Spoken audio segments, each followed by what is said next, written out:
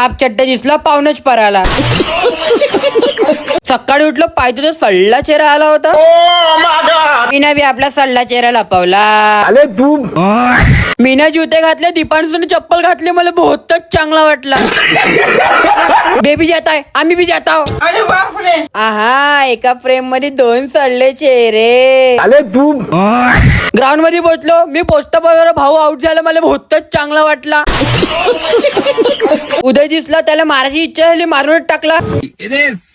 आहा, हाफ चड्डा दिसला पाहुणच पराला.